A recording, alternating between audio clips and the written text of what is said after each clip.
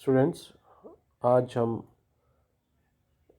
इस नई क्लास के अंदर बायोम्स पढ़ेंगे, या यूँ कहें कि इसके बारे में हम पढ़ना स्टार्ट करते हैं। बायोम्स हमने अभी तक इकोसिस्टम का स्टडी करी थी। पारिस्थितिकी तंत्र क्या होते हैं उसके बारे में हमने अध्ययन किया था। और पारिस्थितिकी तंत्र एक तरह से किसी क्षेत्र की समस्त अजैविक घटकों के साथ वहाँ पर जीवन यापन कर रहे जैविक घटकों को मिलाकर हम उस जगह का पारिस्थितिकी तंत्र कहते हैं। ये जो इकोसिस्टम है छोटे भी हो सकते हैं और बड़े भी हो सकते हैं ज्योग्राफिकल आधार पर। बायोम्स जनरली बड़े इकोसिस्टम्स को कहा जाता है, या यूँ कहें कोई इकोसिस्टम बहुत बड़ा हो, जैसे मान लिया बे ऑफ बंगाल, ये एक ओशन है, या इंडियन ओशन। तो ओशन समुद्र अपने आप में एक इकोसिस्टम है, पर वो ओशन बहुत बड़ा है तो उसे हम एक बायोम कह सकते हैं। थार का रेगिस्तान थार का रेगिस्तान जो कि जैसलमेर, बाड़मेर, जोधपुर के बीकानेर कई अंचलों में और पाकिस्तान के भी कई इलाकों में फैला हुआ है पूरा। तो उस रेगिस्तान को हम एक बायोम कहेंगे। तो बायोम का मतलब है लार्ज इकोसिस्टम, जो बहुत बड़े ज्योग्राफिकल रेंज पर फैले होते हैं। बायोम टेरेस्ट्रियल भी हो सकते हैं और एक्वेटिक भी हो सकते हैं। जो कुछ प्रमुख टेरेस्ट्रियल बायोम है उनका नाम कुछ इस प्रकार है: tropical rain forest, temperate deciduous forest, savanna, grasslands, chaparrals, deserts, coniferous forest, arctic and alpine tundra. अगर हम टेरेस्ट्रियल बायोम की बात करें तो कॉनिफरस फॉरेस्ट जो है वो सबसे बड़े टेरेस्ट्रियल बायोम है। अगर हम एक्वेटिक बायोम की बात करें तो ये दो तरह के हो सकते हैं: फ्रेश वाटर बायोम और marine biome. Fresh water biome में लेक्स और रिवर्स आती हैं, जबकि मैराइन बायोम के अंदर ओशंस प्रमुख तौर से आते हैं। सबसे पहले हम बात करें एक्वेटिक बायोम की। तो एक्वेटिक बायोम जो है दे occupy the largest part of the biosphere. अगर हम पूरी पृथ्वी को एज एन इकोसिस्टम बात करें, या पृथ्वी को एज ए यूनिट मानते हुए समस्त अजैविक तत्व और उस पर मौजूद समस्त जैविक तत्व पृथ्वी पर जो मौजूद है, तो हम उस पृथ्वी को बायोस्फीयर कहेंगे।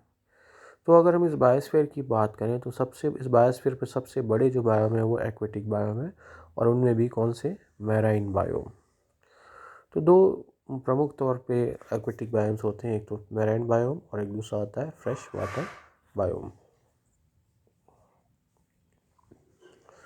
फ्रेश वाटर बायोम के अंदर आप देख सकते हैं लेक्स आती हैं, पॉन्ड्स होती हैं, वेटलैंड्स हैं और रिवर्स हैं। ये प्रमुख चार विभिन्न प्रकार के फ्रेश वाटर बायोम्स हैं। इस चित्र में एक लेक बायोम का स्ट्रेटिफिकेशन किया गया, क्योंकि बायोम्स जो हैं उसमें जो एनवायरमेंटल कंडीशंस हैं वो अलग अलग जगह पर अलग हो सकती है।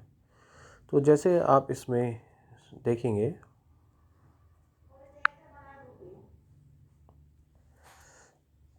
तो इसको अलग अलग जोन में बांटा गया है: littoral zone, limnetic zone, profundal zone और एफोटिक जोन। तो जैसे हम मान लिया है कि ये लेक का तटीय क्षेत्र है, यहाँ पर ये तटीय क्षेत्र है। यहाँ से जैसे जैसे अपन अंदर जाएंगे तो धीरे धीरे डेप्थ बढ़ेगी। तो लिटोरल जोन क्या है? कम डेप्थ वाला जो जोन है, ये जो जोन है ये लिटोरल जोन है, कम गहराई वाला क्षेत्र। और लिटोरल जोन के अंदर आप देखेंगे कि जनरली प्रोड्यूसर्स पाए मिलेंगे आपको लिटोरल जोन के अंदर। कुछ तो एक्वेटिक प्लांट्स मिलेंगे जो सबमर्ज्ड भी हैं, फ्लोटिंग भी हो सकते हैं, फाइटोप्लैंक्टन्स तो होंगे ही। लिम्नेटिक जोन जो है वो ओपन एरिया है अप टू पर्टिकुलर डेप्थ तक, लिम्नेटिक जोन। तो एक तो लिटोरल जोन जो टेरेस्ट्रियल एरिया से समीप वाला कम गहराई वाला क्षेत्र होता है, लिम्नेटिक बीच वाला क्षेत्र लेक का, और एक पर्टिकुलर जितना भी डेप्थ हो सकती है वो उसकी हो सकती है। दूसरा आधार है कि लाइट कितनी पेनिट्रेट कर रही है लेक के अंदर, उसके आधार पर लेक को हम स्ट्रेटिफाई कर सकते हैं एज अ फोटिक जोन। कि मान लिया कि सूरज की रोशनी जैसे फोटिक जोन में यहाँ तक आ रही है, इस जगह तक, तो उस जोन को हम कहेंगे फोटिक जोन। और वह जोन जहाँ पर लाइट पेनिट्रेट नहीं करती है उसे हम कहेंगे ए फोटिक जोन। तो जो भी प्रोड्यूसर्स हैं वो हमेशा फोटिक जोन के अंदर मिलेंगे क्योंकि उनको सनलाइट चाहिए। और कंज्यूमर्स और दूसरी जो चीज़ें हैं वो आपको मुख्यतः ए फोटिक जोन में मिलेगी। हालांकि कंज्यूमर्स जो फीड करते हैं वो जू प्लैंक्टन्स वगैरह वो फोटिक जोन में भी आपको मिलेंगे। प्लस जो लेक का जो पैंदा जो सबसे नीचे वाला जो पोर्शन उसे हम कहते हैं बेंथिक जोन। बेंथिक जोन में वो बेसिकली लेक्स के जो है डीकम्पोजर्स मिलेंगे। तो हर एरिया के अंदर एक डिफरेंट टाइप की कम्युनिटी मिलती है और वो कम्युनिटी का जो वेरिएशंस आ रहे हैं वो उसकी एक्चुअली एनवायरमेंटल कंडीशंस के हिसाब से होते हैं। लाइट अगर ऊपर है तो फोटिक जोन है, तो फोटिक जोन में प्रोड्यूसर्स मिलेंगे और हार्बीवोर्स मिलेंगे। ए फोटिक जोन में बड़े कंज्यूमर्स आपको मिलेंगे और जो पैंदा है, जो तल है पानी का, वहाँ पर बेंथोस मिलेंगे। लेक्स भी उनकी प्रोडक्टिविटी के आधार पर 3 प्रकार से कैटेगराइज किया गया है: ओलिगोट्रॉपिक लेक, मीजोट्रॉपिक लेक और यूट्रॉपिक लेक के बारे में। सबसे पहले ओलिगोट्रॉपिक लेक। ओलिगोट्रॉपिक लेक ये ऐसी लेक है जिसकी प्राइमरी प्रोडक्टिविटी बहुत कम होती है। उनमें क्योंकि न्यूट्रिएंट कंटेंट बहुत कम होता है। ज़्यादातर आप देखेंगे, ज़्यादातर बायोम्स के अंदर एक तो नाइट्रोजन, फास्फोरस और जो पोटेशियम है वो लिमिटिंग न्यूट्रिएंट्स होते हैं। So these lakes have low algal production and consequently very clear water with high drinking quality. तो एक्चुअली ओलिगोट्रॉपिक लेक एक तरीके से नॉन पॉल्यूटेड लेक्स होती हैं, प्रदूषण रहित लेक होती हैं। प्रदूषण नहीं होता इसलिए पानी एकदम साफ कांच की तरह दिखाई देता है क्योंकि वहाँ पर न्यूट्रिएंट्स नहीं है तो एल्गी नहीं होंगे, न्यूट्रिएंट्स नहीं होंगे तो वहाँ पे शैवालों की ग्रोथ नहीं होगी, तो दूसरे जीव नहीं होंगे, प्रोडक्टिविटी कम रहेगी। इस कारण वो काफ़ी स्वच्छ जल वाली होती है और नॉन पोल्यूटेड लेक कहलाती है। इनके अंदर स्पीसीज डाइवर्सिटी अधिक होती है, हाई स्पीसीज डाइवर्सिटी। एक पर्टिकुलर प्रजाति की अबुंडेंस कम होती है। बायोलॉजिकल ऑक्सीजन डिमांड भी लो है। अगर अधिक बायोलॉजिकल ऑक्सीजन डिमांड है तो इट मीन्स वो लेक प्रदूषित है। वहाँ पर अधिक बायोलॉजिकल ऑक्सीजन डिमांड का मतलब ये हुआ कि वहाँ के जीवों के लिए ऑक्सीजन की मात्रा कम है। Generally they are deeper lake, इनकी डेप्थ ज़्यादा होती है and they are actually non polluted lake. तो इस चित्र में देख रहे हैं कि ये जो लेक है ये एक नॉन पोल्यूटेड लेक है और ओलिगोट्रॉपिक लेक है जहाँ पर स्वच्छ जल पाया जाता है। मीजोट्रॉपिक लेक जो होगी वह ओलिगोट्रॉपिक लेक से थोड़ी सी ज़्यादा पॉल्यूटेड होगी। ये एक इंटरमीडिएट स्टेज है जब कोई लेक यूट्रॉपिक बनती है। So mesotropic lakes are lakes with an intermediate level of productivity. These lakes are commonly clear water lakes and ponds with beds of submerged aquatic plants and medium levels of nutrients. The term mesotropic is also applied to have terrestrial habits. Mesotropic soils have moderate nutrient level. तो इनका neutral level थोड़े से अधिक होता है। आप देख सकते हैं कि ये जो चित्र है ये एक मीजोट्रॉपिक लेक का, इसमें प्रोडक्टिविटी आपको अधिक इसलिए मिलेगी क्योंकि यहाँ पे प्रोड्यूसर्स अधिक है। तीसरा जो है वो आता है यूट्रॉपिक लेक। यूट्रॉपिक लेक एक तरह से सबसे अधिक पॉल्यूटेड लेक होती है। इसके अंदर काफ़ी ज़्यादा मात्रा के अंदर न्यूट्रिएंट्स होते हैं। वो न्यूट्रिएंट्स हो सकता है आसपास के एनवायरनमेंट से, चाहे वो एग्रीकल्चर लैंड से हो या सीवेज वाटर है या सिटीज़ या लेक्स का जो सीवेज वाटर है, एग्रीकल्चर रन ऑफ है, उसके कारण क्या है कि यहाँ पे न्यूट्रिएंट्स खास करके नाइट्रोजन, फास्फोरस, पोटेशियम जो है उसका लेवल बढ़ जाता है।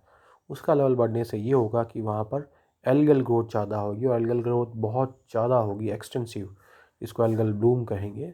अल्टीमेटली धीरे धीरे जब वो बहुत ही ज़्यादा उनकी ग्रोथ होगी तो पॉपुलेशन बर्स्ट होगा तो मॉर्टलिटी बढ़ेगी और जो डेड ऑर्गेनिक मैटर है वो बेंथिक जोन में इकट्ठा होगा। जब बेंथिक जोन में ज़्यादा डेड ऑर्गेनिक मैटर इकट्ठा होगा तो बेंथोस एक्टिवेट होंगे। बेंथोस मतलब डीकम्पोजर्स, वह डिकम्पोजर्स उनको डिकम्पोज करेंगे उस डेड ऑर्गेनिक मैटर को। तो when they will decompose that dead organic matter they will consume maximum of oxygen. तो जो ऑक्सीजन है लेक के अंदर उसका अधिकांश भाग जब बैंथोस यूज़ करेंगे तो वह कम पड़ जाएगी दूसरे लेक के जीवों के लिए। तो एक इक्विलिब्रियम जो है वो डिस्टर्ब हो जाएगा। अल्टीमेटली लो ऑक्सीजन लेवल के कारण बीओडी बढ़ जाएगी। बीओडी बढ़ने से क्या होगा, दूसरे ऑर्गेनिज्म वहाँ की जो सामान्य फिशेज़ हैं या और दूसरे जो ऑर्गेनिज्म हैं उनकी मॉर्टेलिटी रेट बढ़ेगी। अल्टीमेटली धीरे धीरे वहाँ पर गंदगी या फाउल स्मेल होगी, वो शैलो लेक होगी और पूरा लेक का जो इक्विलिब्रियम है वो डिस्टर्ब हो जाएगा। तो इस तरह की जो लेक है वो डोमिनेट की जाती है, वहाँ पे एक हाई स्पीसीज डाइवर्सिटी धीरे धीरे कम हो जाएगी और एक पर्टिकुलर प्रजाति की अबंडेंस बढ़ जाएगी। और यूट्रॉफिकेशन एक प्रक्रिया है जिसको हम हाइपरट्रॉफिकेशन भी कहते हैं, is when a body of water becomes overly enriched with minerals and nutrients that induces excessive growth of plants and algae. This process may result in oxygen depletion of the water body. One example is the bloom or great increase of phytoplankton in a water body as a response to increased level of nutrients. तो bloom मतलब maximum growth और किसका होगा, phytoplanktons का। Eutrophication is almost always induced by the discharge of nitrates or phosphate containing detergents, fertilizers and sewages into an aquatic ecosystem. So due to cultural eutrophication the nutrient value increases, excessive algal bloom तो algae की population बढ़ेगी, then there will be population burst of algal bloom, decomposition activity एक Pethick zone में बढ़ जाएगी, इसके कारण oxygen level lake का कम होगा तो हाई बीओडी वो एनवायरनमेंट अनसूटेबल होगा अदर ऑर्गेनिज्म का। लेक धीरे धीरे शेल होती जाएगी due to deposition of dead organic matter, गंदी स्मेल आएगी, वो लेक सड़ेगी, फाउल स्मेलिंग, स्पीसीज डाइवर्सिटी कम होगी और इसको हम कहते हैं पोल्यूटेड लेक। तो आप देख सकते हैं कि ये ग्रीन एल्गल ब्लूम्स नज़र आ रहे हैं और ये एक तरह से जो है एल्गल ब्लूम्स के कारण क्या ये लेक धीरे धीरे यूट्रॉपिक होने जा रही है।